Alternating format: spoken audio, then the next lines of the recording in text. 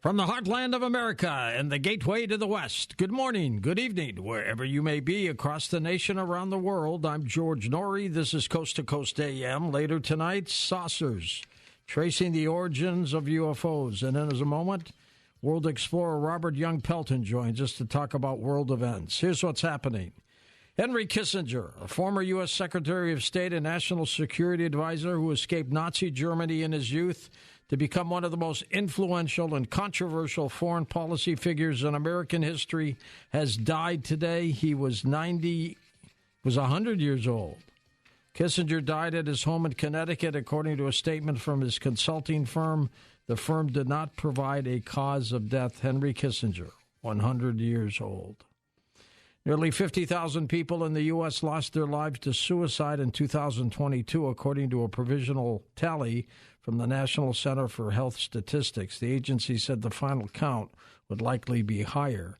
The suicide rate of 14.3 deaths per 100,000 people reached its highest level since 1941. I asked Howard Bloom, the author of The Genius of the Beast, to check in on this story. Howard, what do you think's going on here? Well, here's the deal. At 10:52 this morning, the Wall Street Journal reported this new data you just mentioned from the National Center for Health Statistics on suicide in the United States, and the data was shocking. As you pointed out, according to the journal, last year close to 50,000 Americans committed suicide, and that's the highest level of suicides since 1941. But 50,000 is not just a lot of suicides for the USA. It's also a big figure for the world. On the rest of this planet, suicide has gone down more than 30% over the last 3 decades, according to a recent overview in the Annual Review of Public Health. But says that overview, in the USA, suicide rates increased by 35% between 2000 and 2018. To repeat, our suicide rate increased 35%, while the rest of the world's suicide rate went down 30%. But that's not the only surprise in the latest American suicide statistics. Suicide rates are going down among young people. The people we are told are being driven to suicide by TikTok, Instagram, and Facebook. That, repeat again, suicide rates are going down for people between 15 and 24 years old. But they are going up for old white men, for men over 75 years old. Suicide rates for men over 75 are twice what they are for young people. Why? Because the years past 75 can be years of loss. You can lose your health, you can lose your spouse, you can lose your friends, you can lose your money, and you can lose your memory to dementias like Alzheimer's. There's a simple fact I explain in my second book, Global Brain. Cells in our body are built with pre-programmed cell suicide mechanisms. When a cell feels useless, it shuts itself down or kills itself off. You and I are built with something similar. When you feel that you are of no use to a single soul, your own biology begins to kill you off. It lowers the power of your immune system, it increases your inflammation, your aches and pains, and it tortures you with loneliness and depression.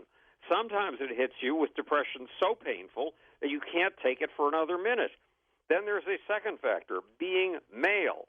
Men are 4 times more likely to commit suicide than women. I explain also in my book, Global Brain, how nature builds women to last, but men to be disposable. For example, American women outlive men by almost 6 years, which leads to the most important factor of all, the one that really sets us apart from other developed countries, the American addiction to guns. It's something the authors of the Annual Review of Public Health Analysis call access to means. The rates of suicide went down in China and India over the last 20 years. Why? Because the governments took the means to suicide away. They took away access to farm pesticides, a popular suicide tool in Asia. But we have more guns than people in the USA. If you have a gun handy, it makes suicide easy. As a result, 50% of suicides in the United States are by gun. But there is a small move toward a solution. In July of 2022, the government established a nationwide lifeline for help if you're feeling suicidal. The number is 988. If you're feeling like killing yourself, please use it. 988. If no one else needs you, George and I do. number is 988. And we are here for all of them, Howard, to be sure. Thank you. Well, Russian President Vladimir Putin must have heard our demographer Ken Gronbach on the show last week, because listen to what he's saying. Russian President Vladimir Putin is demanding that women in his country have 7 or 8 more children to boost the population. He warned that this is needed to prevent catastrophic demographic problems that could impact the country's economy. How about that? Walmart is importing more goods to the United States from India and reducing its reliance upon China as it looks to cut costs and diversify its supply chain. The U.S. dollar is barreling toward a 3.7% loss this month against a basket of 6 major currencies, and what would be the worst monthly performance in a year. Investment advisor Ms. Shedlock with us on the line. Miss, what's this all mean? It's kind of an interesting story here. CNN is commenting. They say, well, there's pluses and minuses to this. So let's discuss who wins first, and that would be exporters. Now, the cheaper dollar makes importers of U.S. products, so U.S. exporters, have a chance to sell more goods. Now, it doesn't mean they will. It just means it makes it easier for them to. Okay. The negative side, which I believe dramatically outweighs that, is American importers and consumers who buy products. A lot of it is made overseas, a lot of it in China and Korea and Taiwan. Those products rise now. So it adds to price inflation. So I think this is the last thing that consumers need. They're already reeling from price inflation on food and rent, as we've discussed. But there's an interesting GDP report that came out today. Now, it's the second revision of the the first revision of the third quarter data, and people don't even pretty much pay attention to that, other than the fact that GDP rose from the initial report of 4.9% to 5.2%. That's a pretty strong number. But also with this report that did not come out with the preliminary GDP number, we had the BEA's estimate of gross domestic income. Income and product should equal. They do over time. Gross domestic product rose 5.2%, income 1.5%. Last quarter, gross domestic product 2.1, income 0.5%. The quarter before that, gross domestic product rose 2.2% versus 0.5% for gross domestic income. And the quarter before that, GDP rose 2.6% and gross domestic income fell 3%. These are wildly different numbers. We've not seen anything like this before last as long as it has. Now, which set of numbers do you believe? Consumers are upset about that their dollar's not going further. It's not buying as enough goods. So these are real numbers. These are inflation-adjusted numbers. The inflation-adjusted numbers and people's attitudes and what they're complaining about, their dollar not going far, tells me that the gross domestic income numbers are the right ones, not the thing that everyone's raving about, George, gross domestic product at 5.2%. I don't believe that. Consumers don't believe that, and they're unhappy about that, George. So a falling dollar is not going to help the situation. And, Mish, the numbers I believe are the numbers you tell us to believe. Thanks. I appreciate it. Mish Shedlock.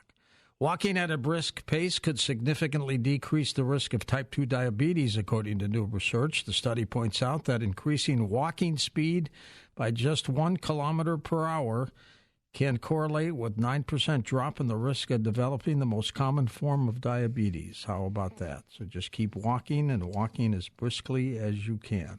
There are hot spots all around this planet, and there's still continuing to be problems in Afghanistan and Iraq. In a moment, Robert Young Pelton, the world explorer, joins us to talk about these issues next on Coast to Coast AM. Hey, and welcome back to Coast. George Norrie with you. Robert Young Pelton with us has become the inspiration and role model for a generation of intellectual adventurers. He's an author, journalist, filmmaker, photographer, adventurer, explorer, expert, philosopher, and passionate advocate for truth and discovery. He has trained Navy SEALs in survival issues, participated in secret special forces training, motivates young people to do meaningful things with their short time on this earth. And back in 2001, on this day, he was in Afghanistan with Special Forces team. What was that all about, Robert? Hey, good evening. I was very interested in the fighting that was going on before 9/11 in Afghanistan, and so I was invited by one of the leaders, Rashid Dostum, to come over. And after 9/11, a group of CIA and Special Forces teams were sent in from Uzbekistan to begin training and calling in airstrikes. And I just happened to bump into one of the teams as they were going in to get Mike Spann's body.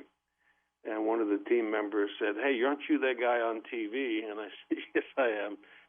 You got any more hats?" And it turned out they were big fans of my show, and we became very close. And the top brass kept saying, "You got to get rid of that Pelton guy." And they said, "Why? He knows more about Afghanistan than we do." So it was the beginning of a beautiful love affair. The Taliban, tell us a little bit about them, Robert, because they're back in charge again. Were they what was called the Mujahideen, the freedom fighters fighting the Soviets at the time? To a certain degree. You know, if you remember Afghan history in the 80s, we had paid money to radical groups along with Saudi Arabia, and that's where Osama bin Laden first popped up, working out of Pakistan to record all the Arab-speaking fighters that went in to harass the Russians. And in those groups were tribal groups that included Mullah Omar and many of the people that we now call the Taliban. They all studied in the madrasa and the Deobandis, they called them, which was a Saudi-funded madrasa or school. They fought. They then watched Afghanistan collapse into sort of a group of really violent warlords. And in the mid-90s, they were funded by Pakistan, the Taliban, to go in and restore order. So they did this very quickly in the south because they're Pashtun. Mm-hmm. And when they got to the north, they started getting resistance from people like Dostum and Massoud. They were minorities. And they became extremely brutal, and I was at some of the massacres and saw some of the results. And when we kicked them out, they didn't have many fans in the north, but they were strongly supported in the south. So at the beginning of 2001, we were there to get Osama bin Laden and Al Qaeda, not necessarily the Taliban. They'd been demonized through CNN reports and NGOs, but ultimately we wanted bin Laden. So, but they're back in power again. So what does that mean for Afghanistan? And then at one point we had 100,000 troops there. I assume we don't have any there anymore, do we? No, we don't have any troops there now. We have some groups on the periphery, that monitor. There's some rumors of intel feeds going back and forth from Afghanistan to our people, which is how we got Zawahiri. Remember, he was hit with a drone as he was praying on his balcony right in Kabul. So we have some presence, but very, very minor and probably mostly ethnically local people. But the Taliban are in charge because everybody gives up in Afghanistan. We went there to get bin Laden. We chased him out. He went to Pakistan, where he originally was, and we stayed. And we decided that we were going to rebuild a 12th century country into a modern, functioning democracy, and that it's not easily done, as I've said many, many times. And a lot of people died. A lot of people tried very hard, but eventually it was just too much, and we left. Where is that president of Afghanistan who was there when we were there, Karzai? Is he still around? He's living in Dubai. He's doing okay. He and his family made a lot of money. Ghani apparently also made a lot of money. And, we poured so much money into that country. It just created graft, right? It created corruption. And it also funded the Taliban. The Taliban charged taxes on all the projects we were building, like roads and whatever. So they were making money. Everybody was making money, and nothing seemed to change because they wanted it that way. And now we went into Iraq several times. We still have, 2,500 troops still there? Yeah, so in Iraq, we're still fighting ISIS. You remember we created ISIS, which was an offshoot of the insurgency, and ISIS exploded across Syria. So we still maintain sort of an advisory group, and we also deal with drone strikes and things like that. But yeah, these are never-ending wars. What has changed since we've been in there, Robert? And the Taliban's back in power. Iraq, what's going on there now that Saddam Hussein is dead? What's happening all around the world there? Well, to really simplify it, it wasn't the Middle East and South Asia wasn't that stable a place before 2001. It was a poor, divisive place. We went in there and kicked the hornet's nest and then poured gasoline on the hornet's nest, and we stayed there way too long, hoping that it would just calm down and people would get down to work, which many did, by the way. But it also created massively huge terrorist armies, and which then became caliphates. And remember, ISIS didn't exist, and suddenly it's now a franchise like McDonald's, and it's all over the world. So we call that metastasize, right? When something starts as a small problem and suddenly it just explodes. So terrorism has dramatically changed, and we've changed it. We've caused this huge super, inflation of terrorist groups and attacks, and now they're all over the world. It's because in a strange way, Saddam Hussein, Gaddafi in Libya, those people, they kind of kept their thumb on this, didn't they? And they kept terrorism at a lower ebb? Well, they were the terrorists, so you couldn't be more terrorist than they were. But this is something that's very interesting to people. The Taliban is not monolithic. It's a group of tribes, right? It's not a terrorist group per se, but if there's a problem between tribes, they have a shura, and they sit around and they figure out, okay, you have to pay this guy this, and you stop that. Saddam Hussein did the same thing with tribes. The same tribes that funded the insurgency and ultimately, created ISIS were regulated by Saddam. And if a certain group got out of line, he would engage in mass murder. I mean, bulldozers, I visited many of those sites. Big bulldozer gashes and kill thousands of people and throw them in and cover them up.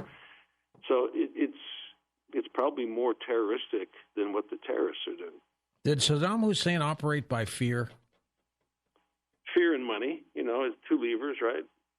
What do they call it? Lead or gold or silver, lead or silver. If you're his friend, you get paid money, which is part of the tribalist, structure. If you go against him, he eliminates you. And his sons were nut jobs, weren't they? Yeah, isn't that something about dictator kids, right? The dictator's considered crazy but stable, but the kids are like, we got to get there before these kids take over. But yeah, they were engaging in things that are not considered wholesome. It's amazing. Iraq is technically a democracy, but it's controlled by Iran, and Afghanistan is sitting there waiting for a girlfriend to come by, and whether it's China or whether it's Iran, they don't really care, whether it's Russia. But we're not there. We're not developing anything there. So we've reshaped the map of the world, making it rife for either violent or terrorist groups to enter. Robert, how dangerous is Iran right now? How dangerous is Iran, did you say? Yeah. It's not dangerous. It's lots of tourists go there. You can book a tour and you can go see the sites, and there's some problems in sort of the nether regions, but technically, it's not a dangerous place. Americans aren't typically killed or murdered if they follow the rules. Are they funding terrorism? Of course. So Iran has a very robust system of supporting Shia groups around the Middle East and as far as South America, and they fund groups that consider themselves minorities, consider themselves oppressed, and they train them into violent cadres. And these groups are then sent to attack. And, of course, whether it's the Houthis or Hezbollah or whatever, Iran doesn't technically say that Iran is attacking Israel, but Hezbollah will attack. And some of these, like Hezbollah, are quite large. How much did we lose when the Shah of Iran was ousted? Well, life changes. So what we were trying to do is maintain the colonial structure where we were able to not only create the countries that populate the Middle East now, but, the borders, but also control the assets, the oil. And if we didn't like who was running the country, if someone wanted to, nationalize the oil fields, we would just arrange a coup, and we would put somebody like the Shah in power. Hold on for a second, Robert. We're at a break. We'll come back and pick that up in a moment. Robert Young Pelton with us on Coast to Coast AM. And welcome back, George Norrie, along with Robert Young Pelton. Robert, we were talking about the Shah of Iran. He was not a Boy Scout by any means. We seem to back these people like Batista, who people just think are criminals. Well, you got to remember the mindset back then, and even in Afghanistan, is that we are restoring some kind of royalty, which is going backwards, and people say, well, why don't you elect those people in America? Why do we have to have these people back in power? So I think we pick what we think is the easiest way to put a ruler in power, but it's not what the people want, and those people usually end up getting kicked out, which is exactly what happens. Prior to the Shah, there was a guy in there named Mossadegh that we ousted. What was he like? Well, it's before my time, but Mossadegh was a very nationalist person, socialist, wanted to preserve Iran's assets and didn't like the idea of them being beholden to British and American oil companies, who he felt were just ripping them off. And so when he went to privatize the oil industry, he was overthrown. Was he right? Of course he's right, because the national asset is oil, right? And everybody's done that since, where Saudi Arabia, UAE, or whatever, they realize that that's their oil. It should be 90-20 or 90-10, not 10-90 type of thing. And now the mullahs are worse than he was, aren't they? Well, like I said, I wasn't around during Mossadegh. This a long time ago, but I can tell you this: the mullahs are rather incompetent at governing. They're better than they were in the 90s, but nobody is providing them with any sense of education, any investment, any hope. So they're going to be one of the poorest, if not the poorest country on earth, and they're going to have one of the worst, most incompetent governments. So, I don't know how you fix that. I don't know how you go into a country that is that poor. And we tried it with money. It didn't work. We tried it with guns. Didn't work. So maybe that's its natural state. We're going to take calls with Robert Young Pelton next hour. Robert, how concerned are you about domestic terrorism? Well, one of the reasons I picked terrorism as my topic tonight was I don't think people really watch terrorism that much. We saw it in Gaza, of course. We saw a massive uptick in deaths and kidnappings. Horrible. And we were shocked because, since 2017, terrorist attacks have been going down. So you could statistically say, well, we're past, the bad old days. But the types of terrorism are more and more frightening. And I'm talking about school shootings, January 6th, Gaza, lone wolf attacks, things like that.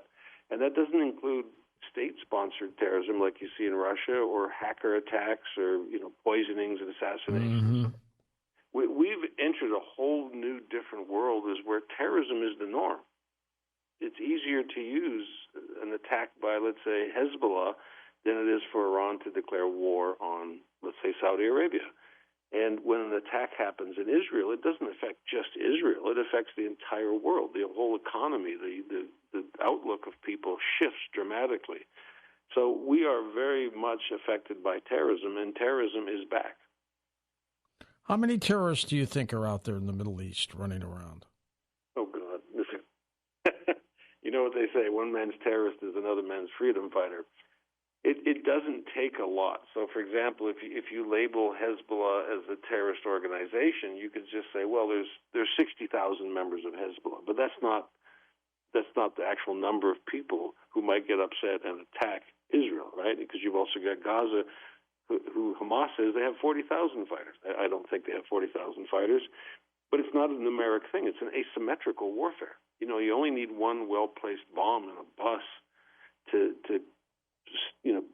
basically knock a nation to its knees, because the standard sense of security is erased. You only need one airliner shot down for people to just not want to fly anymore. So when Russia shoots down an airliner, that's an act of terrorism that terrifies the entire world, even though it was meant, in Ukraine. What's happening around the planet in other countries like Russia, like China? Do they have these acts of terrorism? They employ terrorist tactics. And obviously we could argue about whether the nuclear bomb was a terrorist act or whether, or stop the war, right? So when you declare war, like when Russia declared war on Ukraine, they used both terrorist tactics and also traditional warfare. But if you look at something, let's say like Wagner, the former Wagner group, they're hiring criminals out of prison, telling them to kill and steal whatever they want, and then those people are coming back into society. And so we're normalizing terrorism. If you look at January 6th, we can say that that wasn't a terrorist attack. There was no organization. But, stochastic terror, which is in which somebody calls for something to happen, and it happens, whether it's a lone wolf or whether it's a large group, is a very real thing these days because of social media. The guy who was the head of the Wagner group that apparently died in a plane crash, did he? Yeah. Well, so Prigozhin is a very interesting guy, and I think I told you he wanted me to make a documentary about Wagner, and I was reticent to do that. But he was trying to legitimize the idea of private military companies, and he was very much dependent on the Russian military for his bullets, his artillery, his food. And that's an incredibly corrupt organization. Yeah. Russia is famous for corruption. And he got very angry, and he went to overthrow the government. And, not coincidentally, he fell out of the tallest window that Putin could find, which was, 30,000 feet up. But the organization still exists, even though they're trying to tear it apart. They're actually assimilating it into the Russian military, and they still function in places like Africa. How much power does Putin control out there? Well, in Russia, of course, everything. Yeah. If you even talk, you've seen those people with blank signs protesting get arrested immediately. You've seen newscasters even mention the war or the losses, they go to prison. So he has absolute power. He also is very good at soft power in terms of influencing people to think that, his thinking is the positive or the way forward. He supports Gaza just like other people do who want to split the relationship between America and Israel. So he's also meddling in other people's politics in Europe and America. So he's quite busy. Did you hear that story in my news segment about Putin ordering women to have more kids? Well, that's the problem. Russia's dying out. And this is one of the problems of Russia is that it was losing men at an astounding rate, and now they're incinerating them. There's like a meat grinder. If you imagine a sausage factory, I don't know how many, 150,000 or something. They lost 10,000 men in like 1 week. They lost 1,000 in one day. That's 1,000 less parents, fathers of kids. So yeah, he's got a real problem. Robert, what does it mean by state-sponsored terrorism?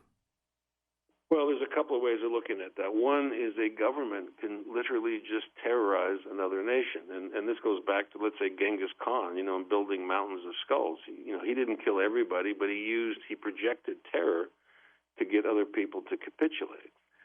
There's other examples where there are organizations within the government that do terrible things to people and blame it on the other side, or they use it to push people out of areas.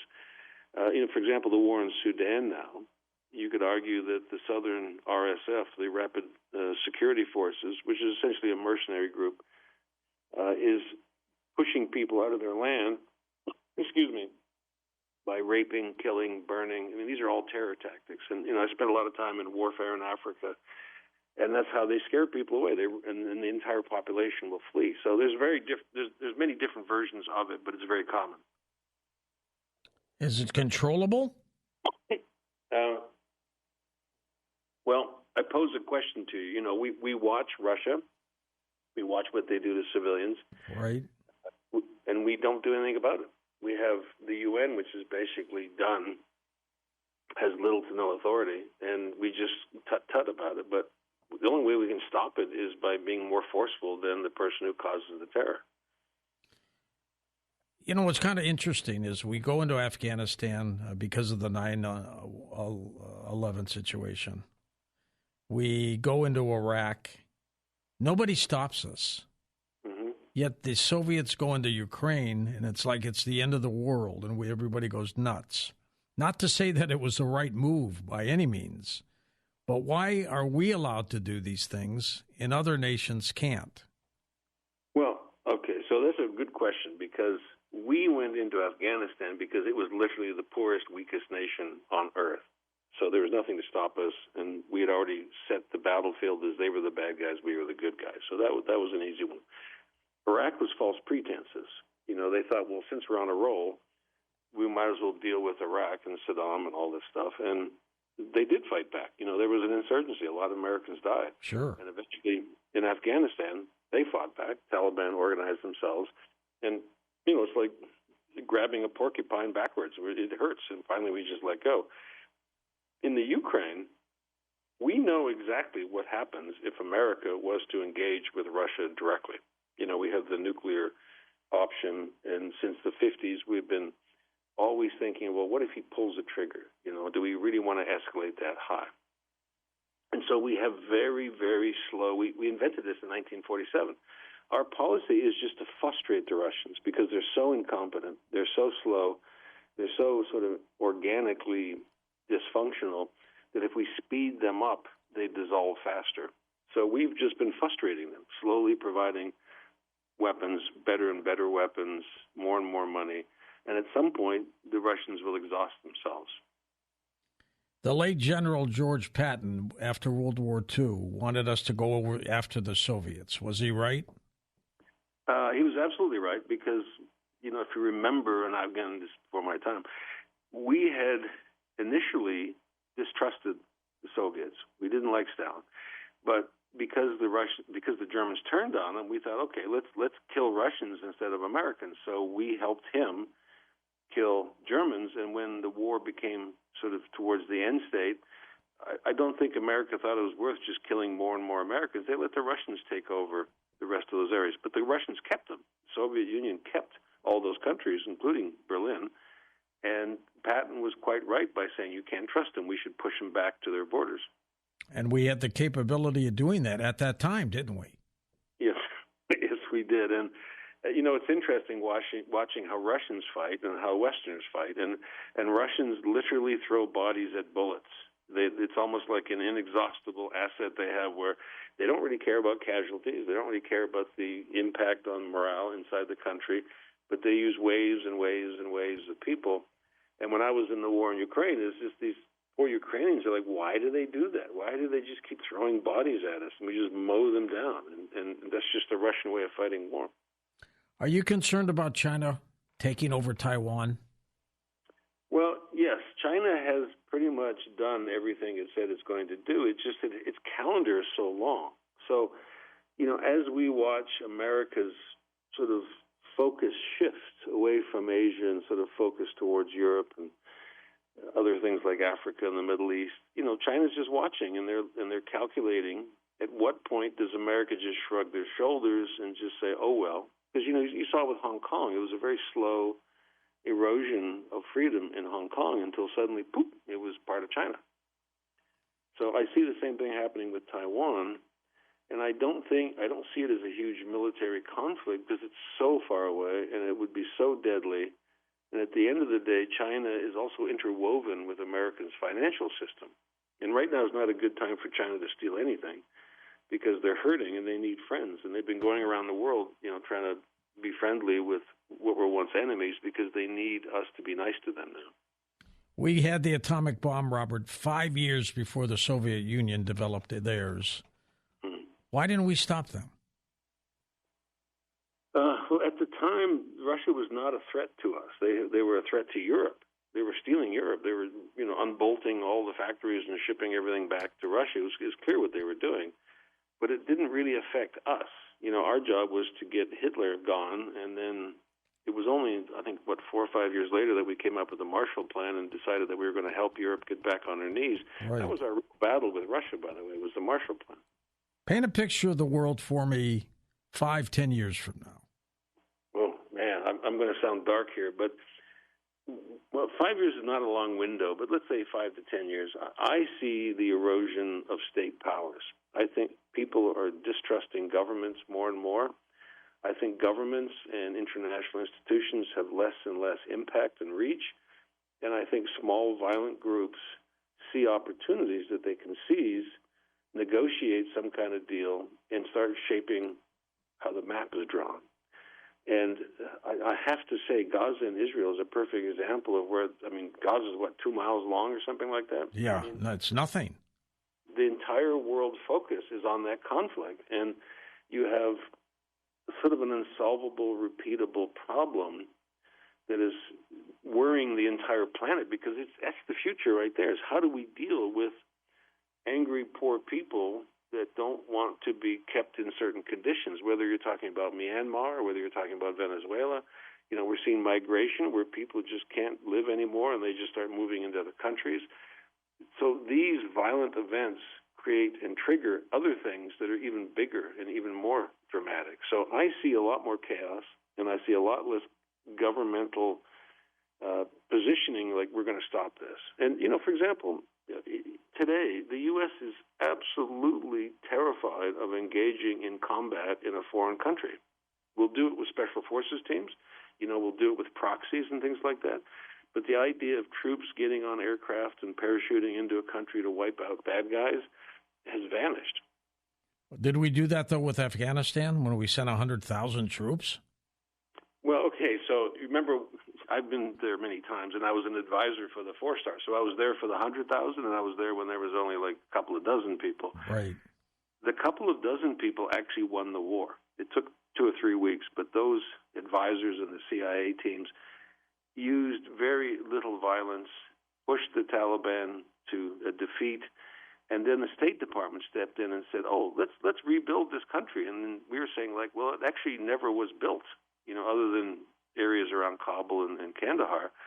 But they decided that this was going to be a great social experiment, and we were going to pump millions of dollars into Afghanistan. And we did it in the 50s, and it didn't work. People forget that. So the point was that there's 2 wars. There's the war we won and the war we lost. Robert, we're going to take a short break and come back in just a moment and take phone calls with you. Appreciate your perspective. Robert Young Pelton with us. Next, phone calls with him on Coast to Coast AM.